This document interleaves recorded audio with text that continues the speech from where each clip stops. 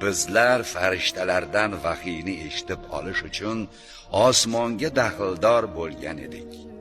Uning kuchli qo'riqchi farishtalar va jinlarga otiluvchi uchar yulduzlar bilan to'la ekanini ko'rdik.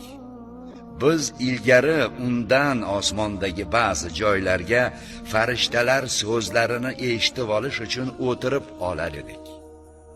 Endi hozir Muhammad payg'ambar bo'lgach, kimki qaysi jin tinglamoqchi bo'lsa, o'zini kuzatib turgan bir uchar yulduzni topar. Biz yerdagi kishilarga Alloh tomonidan yomonlik iroda qilinganmi yoki Parvardigorlari ularga to'g'ri yo'lni iroda qilganmi bilmasmiz.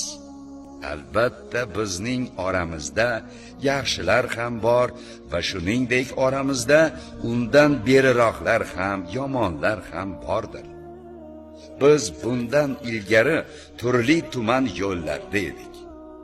Bizlar yana Qur'onni eshitganimizdan so'ng bildikki, yer yuzida Allohni ojiz qoldira olmasmiz va undan jazosidan qochib qutula olmasmiz. Biz hidoyatni, Qur'onni eshitdik-u, unga iymon keltirdik.